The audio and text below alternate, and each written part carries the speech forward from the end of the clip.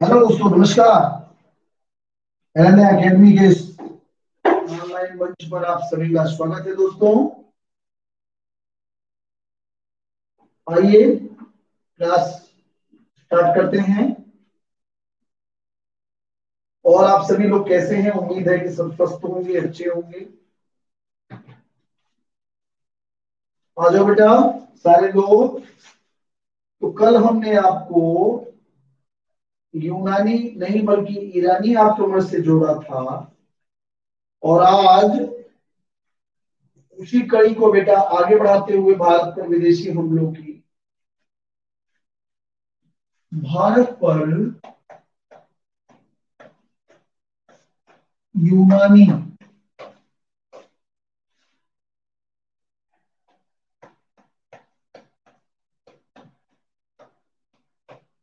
यूनानी आक्रमण।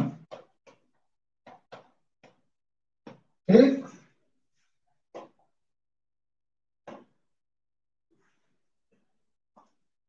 तो भारत पर जब यूनानी आक्रमण की तस्वीर आती है बेटा, इसको ध्यान से देखें।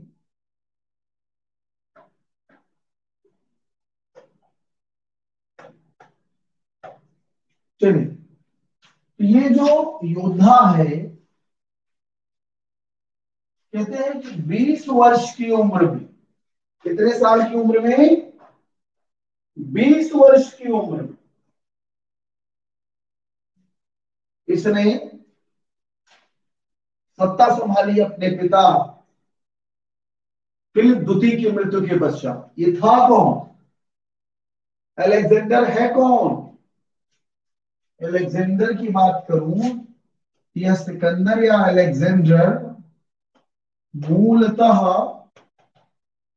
यूरोप महाद्वीप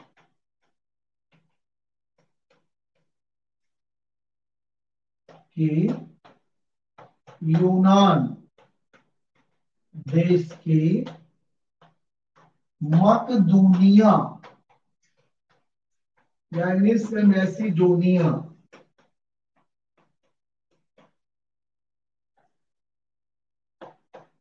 मकदूनिया प्रांत का निवासी था।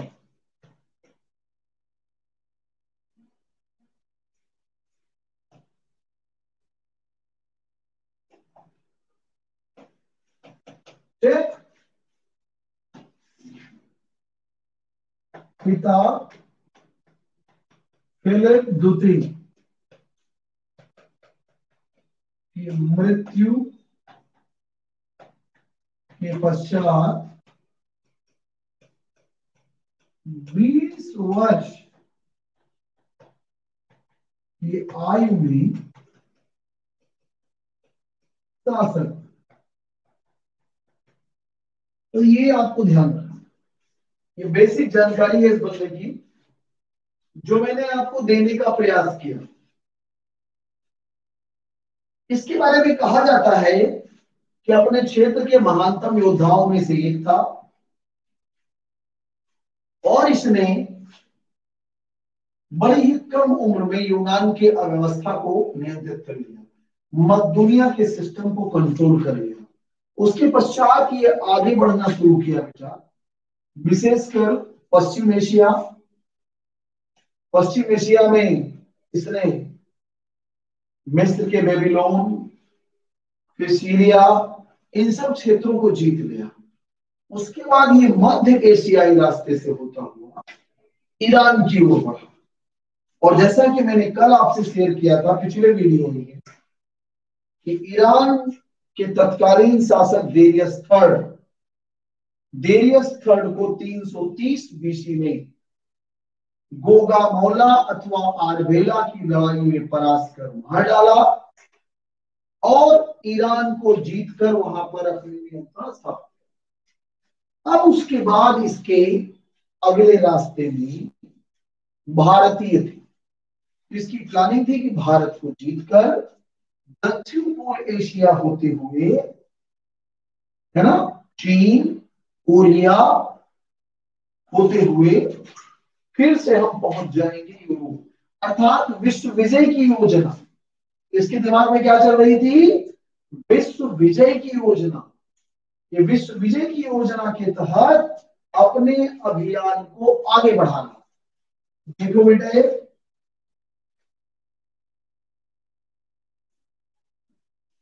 मान लीजिए मैप का सहारा लेते हैं यार,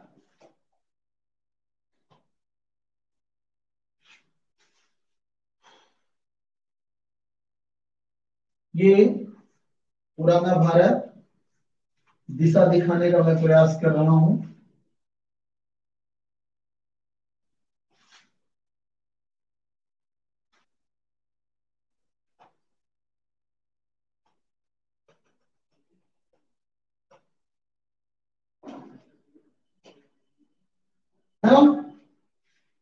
ये विंध्य पर्वतमाला के दो भाग करती है। यही बगल में ईरान,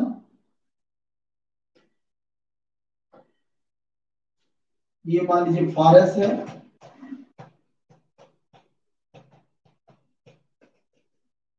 और ये यूरोप है।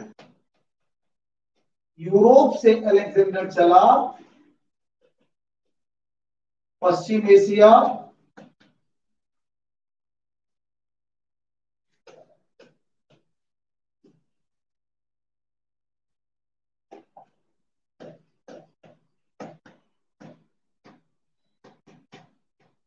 एवं मध्य एशिया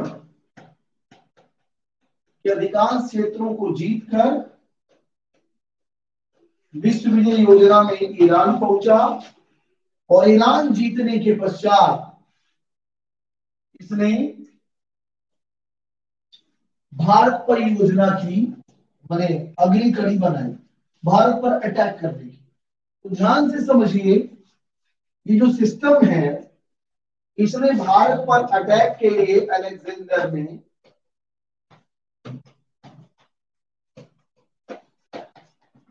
या सिकंदर ने भारत पर आक्रमण के लिए बेटा इसने कौन सी योजना बनाई? दो योजना, एक स्थल मार्ग से और एक जल मार्ग से या नदी मार्ग से। स्थल मार्ग में दो दर्रों का चयन किया, खैबर एवं बोलन। ये हिंदुकुश पहाड़ी में दोनों दर है। कहाँ है? हिंदुकुश, ये। और नदी में सिंधु नदी का उपयोग किया, जिसका दारा ने प्रयोग किया भारतीय क्षेत्रों पर आक्रमण के लिए। तो सिंधु नदी की तरफ से इसने अपने नौसेनापति नियार्कस द्वारा अटैक कराया। नियार्कस के नेतृत्व में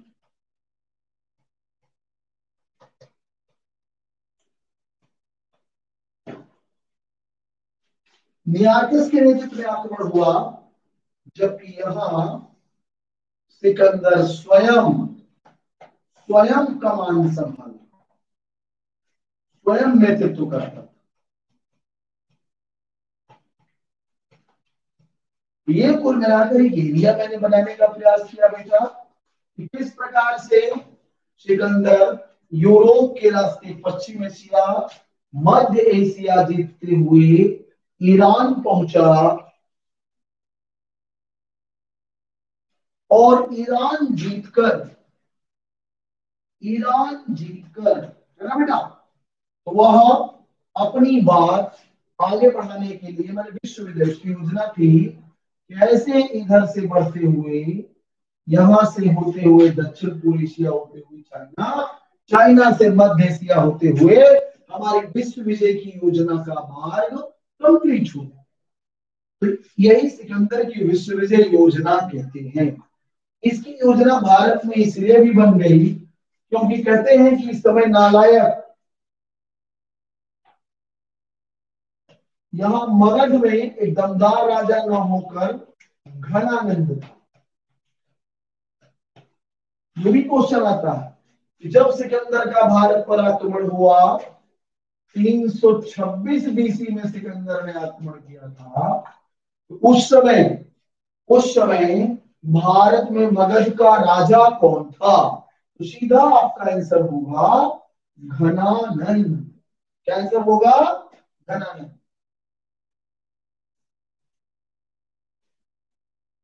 चलो चलो थोड़ा बड़ा कर लो, जूम कर लो सतीश, जूम कर लो, बोल भी रहा हूं बेटा, फिर से सुनो एक बार। थोड़ा छोटा हो गया अक्षर ना, तो जरा देखिए, फिर से एक बार बता दे रहा हूं, यह जो सिकंदर है मूलतः यूरोप का निवासी था। यूरोप में, यूरोप महाद्वीप के यूनान देश का निवासी था। यूनान में एक स्टेट था बेटा मैसिडोनिया या मकदूनिया, वहीं पर एक राजा थे फिलिप द्वितीय। फिलिप द्वितीय की मृत्यु हो जाने पर 20 वर्ष किया हुए अलेक्जेंडर मैसिडोनिया का राजा बना, और अपनी प्रारंभिक चुनौतियों को बैलेंस करने के पश्चात यह विश्व विजय की योजना के तहत पश्चिम एशिया पर आक्रमण किया। पश्चिम एशिया के रास्ते सीरिया, बेबीलोन माने मिस्र जीतता हुआ यह मध्य एशियाई बेल्ट में आया, जहां उसका मुकाबला हखामनी वंश के शासक डेरियस थर्ड से, और डेरियस थर्ड को अलेक्जेंडर ने, कल ही बताया मैंने, गोगामोला अथवा आरबेला के युद्ध में परास्त कर मार डाला, है ना। ईरान जीत लिया। अब ईरान जीतने के पश्चात अलेक्जेंडर के दिमाग में भारत विजय सहित दक्षिण पूर्व एशिया, चीन जीतते हुए सीधे पुनः वापस अपने देश चले गए, और यही उसके विश्व विजय की टारगेट थी। क्योंकि बेटा उस समय अमेरिका महाद्वीप की खोज नहीं हुई थी, ऑस्ट्रेलिया महाद्वीप की खोज नहीं हुई थी, तीन महाद्वीप की जानकारी में थे, जुड़े हुए थे, जिनका नाम है, आपको बता दूं, एशिया, यूरोप और अफ्रीका महाद्वीप। और अलेक्जेंडर माने सिकंदर एक ऐसा योद्धा है जो तीनों महाद्वीपों में युद्ध विजय किया, चाहे वो यूरोप हो, यूरोप उसका देश ही था, चाहे पश्चिम एशिया के किनारे बसा मिस्र कंट्री, जिसका आधा भाग, है ना, अफ्रीका महाद्वीप में आता है, वहां पे भी लोगों को जीत लिया इसने। उसके बाद फिर एशियाई धरती पर कदम रखा, तो महानतम इसीलिए, और प्लानिंग पूरा भारत सहित आगे इसका जीतने का था, लेकिन भारतीय योद्धाओं ने इसके दांत खट्टे कर दिए। ये यहाँ पर स्क्रीनशॉट ले लीजिए, आगे बढ़ूंगा मैं अगली पेज पर।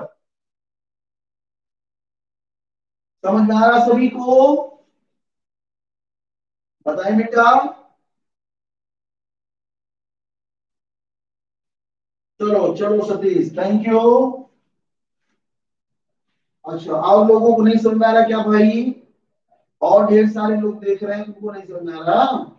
अच्छा, वत्सला ने भी लिखा।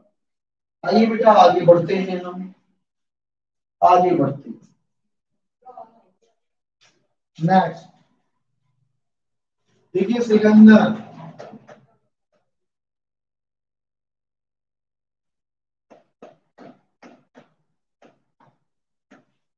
सिकंदर या अलेक्जेंडर का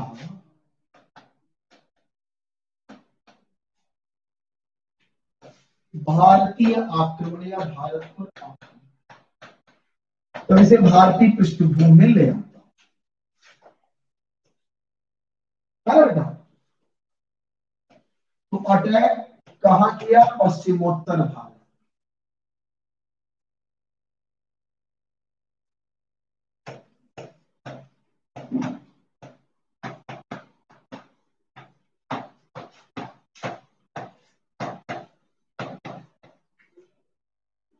बेटा कहते हैं जब इसने पश्चिमोत्तर भारत पर अटैक किया इस रास्ते से, तो ये अफगानिस्तान, कपिसा वगैरह के क्षेत्र में अटैक इसका हुआ था, कपिसा यहाँ पर। तो कहते हैं इसको बड़ी चुनौती मिली। इस समय पश्चिमोत्तर क्षेत्र में कुल 28 छोटे छोटे राज्य थे।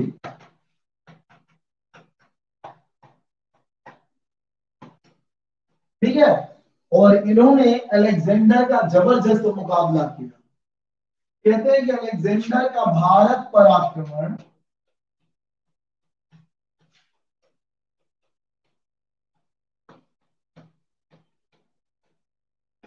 326 बीसी में हुआ था, जब वो मगध में घनानंद का रूप, और यहां उसने जितना आसान समझा था कि भारतीय यूं ही है, शक्ति में नहीं है, बड़े हुए हैं और इनको यूं ही हम मसल देंगे चींटियों के तरीके, लेकिन हो गया उल्टा यार।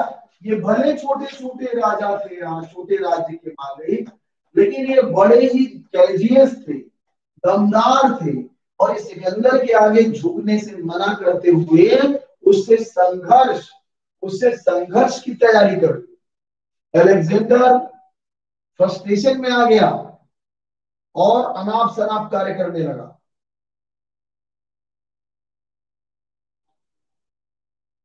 आपको बताए बेटा अलेक्जेंडर के बारे में, ये जब भारतीय भूमि पर कदम रखा तो इसको दो भारतीय देशद्रोही शासकों का समर्थन भी मिला। अब उस समय देश था नहीं, इसलिए देशद्रोही क्या, कौन से दो भारतीय राजा थे पश्चिमोत्तर क्षेत्र के जो सिकंदर की मदद किए थे? कितने लोग बताएंगे? कितने लोग बताएंगे कि दो ऐसे भारतीय राजा कौन थे जिन्होंने अलेक्जेंडर की मदद की थी? जल्दी बताएं फटाफट। चलो बात लो, कोई नहीं बता पाएगा, नहीं पता, कोई बात नहीं बेटा, मैं मेरे रहते कोई टेंशन, बस मैं तुम को आंकना चाहता हूँ थोड़ा सा, बेसिक बेटा पता है बच्चों को भी नहीं, मैं बताता हूँ। चलो, इस क्षेत्र में गंधार के शासक आम्री एवं शशिगुप्त नामक दो भारतीय शासकों ने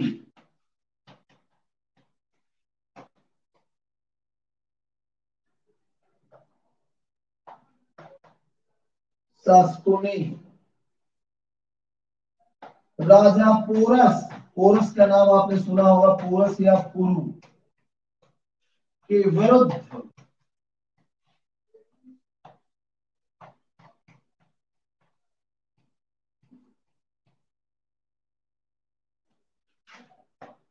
सिकंदर की मदद की थी।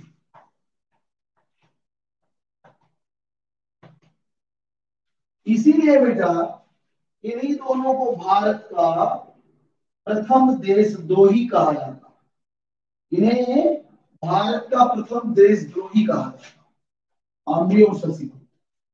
इनका हमेशा जंग होती रहती थी, किससे? इनकी हमेशा जंग पंजाब और जम्मू की राजा, यही का राजा था पोरस या पुरु, और ये लोग यहाँ के थे, है ना। इनमें अक्सर जंग होती रहती है और राजा पोरस इन पर भारी पड़ता था, इनको अक्सर परास्त कर देता था, जिससे चिढ़े हुए थे। इनको लगा कि अब दमदार हमारा कैंडिडेट है, हम उसके समर्थन से राजा पोरस से अपना बदला भी ले लेंगे और, है ना, और राज्य भी मिल जाएगा। लेकिन इनकी योजना फेल हो गई। कहते हैं कि जैसे ही इस एरिया में प्रवेश किए, राजा पोरस समर्पण करने की बजाय जबरदस्त रूप से संघर्ष किया। संघर्ष का आलम यह था बेटा कि सिकंदर के भी हौसले पस्त हो गए सैनिकों के, और चाहे जितना नुकसान उठाया पोरस, वो हार मानने को तैयार नहीं था। हालात बिगड़ गए। राजा पोरस और सिकंदर के बीच में एक बड़ा ही दमदार युद्ध हुआ। उस युद्ध का क्या नाम था बेटा? उस युद्ध का था वितस्ता। क्या इसी को बोलते हैं झेलम, या इसी को बोलते हैं हाइडेस्पीस? पंजवा युद्ध, इसका समय 326 से 325 के बीच में माना जाता है ना। यह युद्ध पंजाब एवं जम्मू कश्मीर की भारतीय राजा पोरस या पुरु वर्सेस अलेक्जेंडर माने यूनानी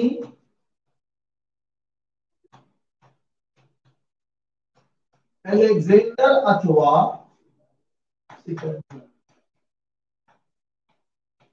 के मध्य हुआ। ठीक है, परिणाम अनिर्णित था, इसका परिणाम दोनों में संधि हुई।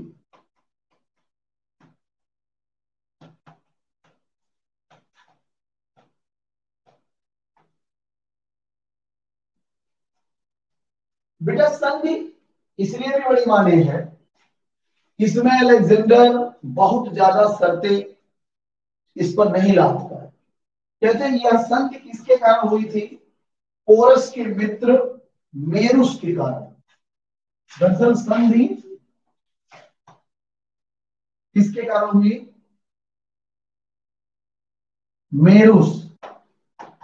मेरुस ने मध्यस्थता की थी, जो सिकंदर से भी मिलता था और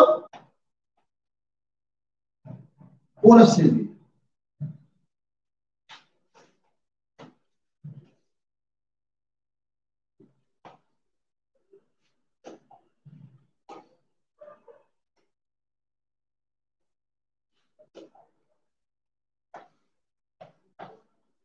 मेरुस की मध्यस्थता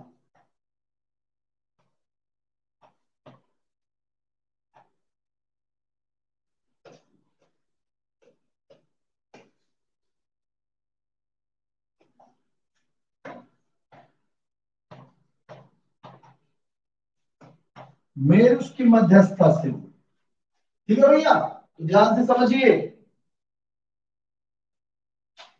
अब जो मेरुस है, संधि में क्या होता है?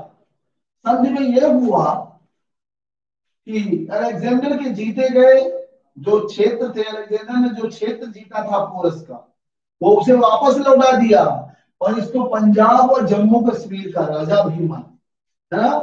और उसके पश्चात यहीं से थोड़ा बगल में सिंध तक और पहुंचा, सिंध क्षेत्र में, और वहीं से वह अपने देवी देवताओं की पूजा कर वापस चला।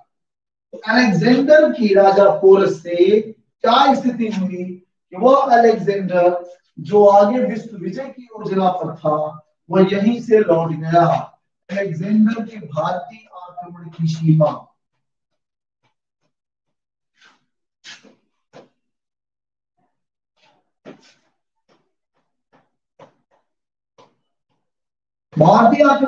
बेटा ब्यास नदी थी। ब्यास नदी सिकंदर 19 माह भारत में रहने, भारत पश्चिमोत्तर रहने के पश्चात 324 बीसी में भारत से वापस चला गया।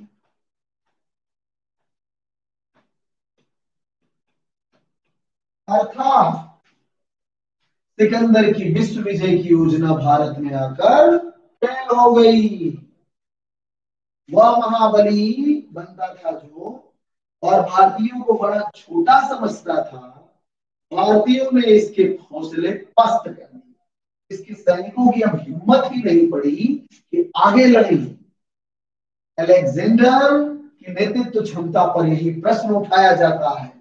अलेक्जेंडर चाहता था कि वह आगे बढ़े, उसके सैनिक वहीं से वापस चले गए। अब इसके लिए यूनानी राइटर जानते हो क्या कहानी लिखते हैं? यूनानी लिखते हैं कैसा है भैया, सिकंदर के सैनिक थक गए थे, उनको घरों की याद आ रही थी, इसलिए घर वापस चले। क्या बात है, फर्जी राइटिंग। भारतीय योद्धाओं को सैल्यूट करना है हम लोगों को। उन्होंने भारतीयों की वीरता को कम करके लिखा। अरे ये भी तो लिख सकते थे कि भारतीय सैनिकों ने, पोरस के भारतीय सैनिकों ने सिकंदर के सैनिकों के हौसले पस्त कर दिए। इतनी जबरदस्त लड़ाई हुई कि सिकंदर किसी तरीके से पोरस से संधि करने में सफल हुआ। अन्यथा कहते झेलम नदी के किनारे उसका सबसे प्रसिद्ध घोड़ा भूखा फीला मर गया था और सिकंदर की ताकत थोड़ी कमजोर हुई थी, है ना। और भारतीय सैनिकों के लगातार हमलों से वो परेशान था, इसीलिए सिकंदर जैसा योद्धा संधि करने को तैयार हो गया। वो लोग कहानी यहाँ क्या करते हैं भैया, कहते हैं कि सिकंदर को सामने बांध कर पोरस को लाया गया। पोरस से सिकंदर ने पूछा, भैया देख तुम्हारे साथ कैसा व्यवहार किया जाए। तो पोरस ने जवाब दिया, एक राजा जैसे दूसरे राजा के साथ व्यवहार करता। इस जवाब से इतना ही सुनते ही सिकंदर बड़ा प्रसन्न होगा, जीता हुआ चित्र ये यार टॉफी टॉफी जो भारतीयों को बांट रहे हैं, टॉफी जो बांट यूरोपीय राइटर बेटा जो भारतीयों को बांट रहे हैं ना, विदेशी राइटर, भारतीय योद्धा को नीचा दिखाने की जो है, ये अब नहीं होगा। अब हम जैसे शिक्षक हैं और आप जैसे छात्र हैं, लॉजिक पर भी तो कुछ चलना चाहिए यार, है? न उन्होंने इतिहास देखा न हमने इतिहास देखा। सही बात तो ये है कि हमारे सैनिक इतनी जबरदस्तता से लड़े कि यूनानी सैनिकों को आगे बढ़ने का हौसला खत्म हो गया। क्यों? अब ये भी बता दें, जब यहाँ असंगठित सेना, पश्चिमोत्तर भारत में कोई बड़ा राज्य नहीं था, बिखरी बिखरी सेना थी, वहां ये हालात पैदा हो गया कि सिकंदर को बेचा, मैं थोड़ा बैग लेके चल रहा हूं, बैग सिकंदर को इतना इलाका जीतने में 19 माह लग गए, मैंने 1.5 साल 1 महीने, मैंने 326 से प्रवेश किया था और 324 हो गए। सिकंदर यहां से यहीं तक पहुंच पाए। इट मीन्स यहाँ बहुत लड़ाई लड़नी पड़ी। जो 28 छोटी छोटी जातियां थी, इनसे जबरदस्त संघर्ष की, और यही पोरस तो उनमें दमदार था ही, जम के लड़ा, इनके हौसले टूट गए। इसके बाद आगे कैसे बढ़े, क्योंकि यहाँ तो संगठित सेना थी, महापद्मनंद के परिवार की, माने नंदों की सेना। भैया घनानंद चाहे जितने नालायक रहे हो, लेकिन महापद्मनंद द्वारा गठित सेना बहुत दमदार थी, माने पोरस से कई गुना बड़ी सेना थी और दमदार सेना थी। तो सिकंदर के सैनिकों के हौसले इसीलिए टूटे कि यहाँ ये हालात गए, असंगठित सेना ने यह हालात पैदा कर दी, आगे गए तो मौत निश्चित है, क्योंकि मगध एक संगठित राज्य है, तो बहुत दिनों से सिस्टम उसका तैयार है, तो उसके आगे टिक पाना संभव नहीं है। सिकंदर के सैनिकों की घरों की याद इसीलिए है। एक कमेंट तो मैं और करता हूं यार, अच्छा मान लो सिकंदर के सैनिक थक गए थे, सिकंदर मर गया था, सिकंदर जाते जाते इन इलाकों में सेलुकस को नियुक्त किया था। किसका नियुक्त किया था? सेलुकस को। तो सेलुकस दोबारा क्यों नहीं जीतने का प्रयास किया भारत को यार? भाई सेलुकस यहाँ मौजूद है ना। फिर से जो सैनिक थके थे, यूरोप लौट गए थे, उन्हें फिर बुला लेते, होकर जम के आ जाते सारे लोग, है ना। फिर लड़ते, भारत जीतने का प्रयास करते। कहां लड़ेंगे? पोरस ने ही दांत खट्टे कर दिए, पोरस ने ही मैंने इनको अपना वजूद याद दिला दिया। आगे बढ़ते नंद वंश के बाद यहाँ किसकी सेना आई? मौर्यों की। अरे चंद्रगुप्त मौर्य जैसा दमदार शासक हुआ। फिर सेलुकस के समय में इधर चढ़ाई इसीलिए नहीं हो पाई कि मगध में मजबूत मौर्यों का राजवंश था, और चंद्रगुप्त मौर्य कई गुना दमदार शासक। तो कभी भी सेलुकस इधर आगे नहीं बढ़ पाया, बल्कि चंद्रगुप्त मौर्य खुद पश्चिमोत्तर इलाके में अटैक किया। 305 बीसी में सेलुकस को परास्त कर अपनी शर्तों पर संधि किया, है ना, और उसकी पुत्री हेलेन अथवा कार्नेलिया से विवाह भी किया, है ना। ये थ्योरी राष्ट्रीयता को समर्पित है, भारतीयता को समर्पित है। अब इतिहास को नए सिरे से सोचने की जरूरत है। तो बताएं कैसा लगा, कितना समझ में आया? अच्छा सतीश लिख रहा है, ग्रेट, थैंक यू बेटा, थैंक यू। ऐसे ही इतिहास के कई पन्ने हैं बेटा, जो बच्चे अभी रटंत विद्या में लगे हुए हैं। किसमें लगे हैं? रटंत विद्या में। उन्हें आगे की कड़ी में बढ़ना होगा। 19 माह में सिर्फ वह व्यास नदी तक ही पहुंच पाया था, यहीं से उसे वापस जाना पड़ा। ठीक है भैया, किसी को दिक्कत? जल्दी बताइए।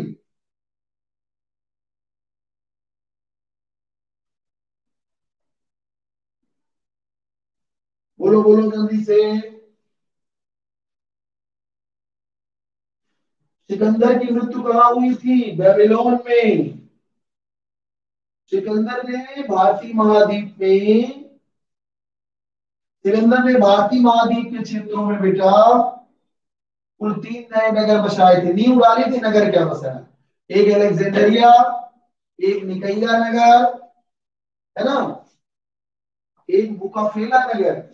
बुकाफेला नगर उसमें जहां उसका घोड़ा बना था। शिल्पा जी तो जाना, चलिए, वेरी नाइस, वेरी गुड। चलो, तो इसी तरीके से आप पढ़ेंगे, है ना। सिकंदर की भारतीय आक्रमण पर प्रभाव क्या पड़ा, अब इसको आगे बढ़ा रहे हैं बेटा। ठीक है, चलो। सिकंदर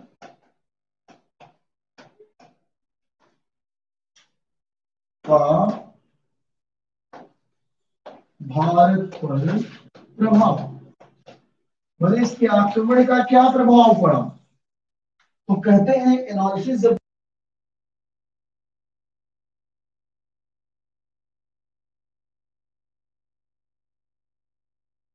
वही होकर के 5 पॉइंट छोड़। ठीक बेटा, ध्यान से सुनिए। सिकंदर का जो भारत पर प्रभाव था बेटा, ये एनालिसिस किया गया कि सिकंदर का प्रभाव कहीं ज्यादा पड़ा, पॉजिटिव, सकारात्मक प्रभाव पड़ा। नकारात्मक की अपेक्षा, नकारात्मक की अपेक्षा सकारात्मक प्रभाव। कैसे कैसे, अब इसको प्रूफ किया जाए। पॉइंट नंबर 1, भारत एवं यूरोप के मध्य, भारत एवं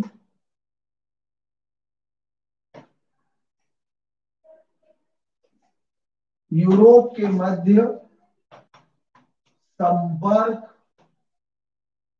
है ना, और ये संपर्क सांस्कृतिक व्यापारिक दोनों था। सांस्कृतिक एवं व्यापारिक, सांस्कृतिक एवं व्यापारिक दोनों था। पश्चिमोत्तर, पश्चिमोत्तर भारत के एकीकरण में मदद, मतलब जो पश्चिमोत्तर भारत 28 छोटे छोटे टुकड़ों में बटा हुआ था, सिकंदर ने उसको जीतकर एक यूनिट में बना दिया, जिससे अब मौर्यों को भारत के एकीकरण में दिक्कत नहीं आई। चंद्रगुप्त मौर्य को सिर्फ एक ही को हराना था, वो थे यूनानी। यूनानियों को हरा कर बेटा संपूर्ण पश्चिमोत्तर पर अधिकार कर दिया, है ना। अब देखिए, इसके अलावा भारतीय इतिहास में तिथिक्रम तिथिक्रम प्रारंभ होगा।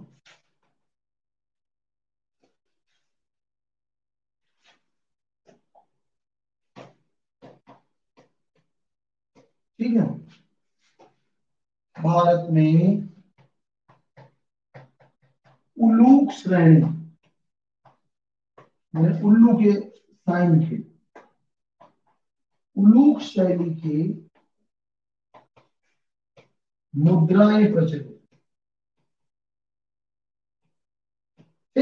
ये सारा प्रभाव है ना।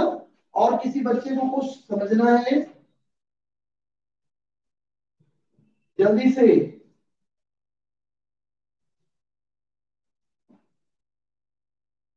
जल्दी सारे बच्चे बोले कुछ ऐसी बात जो नहीं समझ में आई है,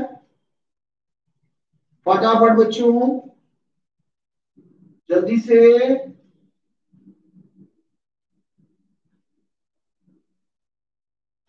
बोलो जल्दी जल्दी, कोई कमेंट, कोई इशू। और अभी तक जिसके भी एडमिशन नहीं कराते जाए के लिए, अन्यथा बेकार हो जाएंगे बेटा। हम न बने, एक पैर मजबूती से कुछ नहीं होगा, हार जाएंगे। इसमें दोनों मजबूती जरूरी है, क्योंकि आपको बता दें इस बार मेरिट सीधे डायरेक्ट रिटर्न पर बनेगी, इंटरव्यू के भरोसे मत रहिए, ठीक है। और इतिहास को हल्के में लेने वाला डूब जाएगा, क्योंकि सबसे पिलर विषय है।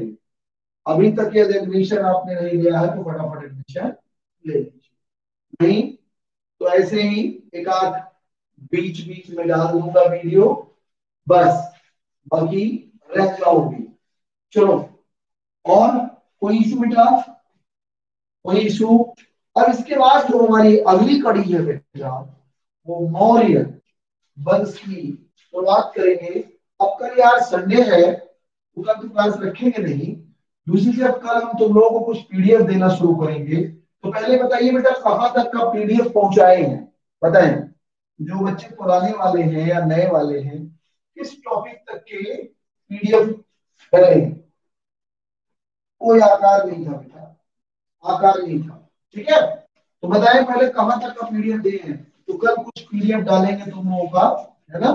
जितने बच्चे एडमिशन ले चुके हैं उन्हीं को मिलेगा पीडीएफ, ठीक है। तो बताएं जरा, बताएं फटाफट। सिंधु और वैदिक तक दे चुका हूं कि देना है? वत्सला जी बताएं। सिंधु और वैदिक का हमने पीडीएफ, मैंने जो थ्योरी है, थ्योरी का पीडीएफ दे दिया है।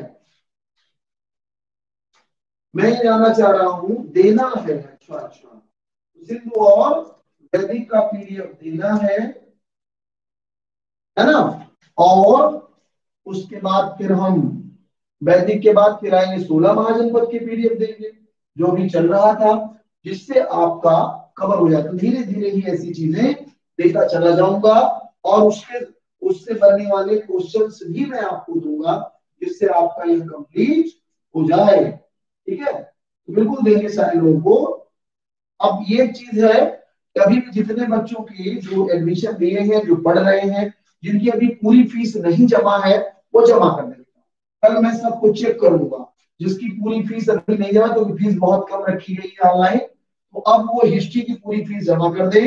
अन्यथा कल अब संडे को चेक करूंगा, जिसकी पूरी फीस नहीं होगी बेटा, उसको मैं पेड ग्रुप से बाहर कर दूंगा, ठीक है भैया।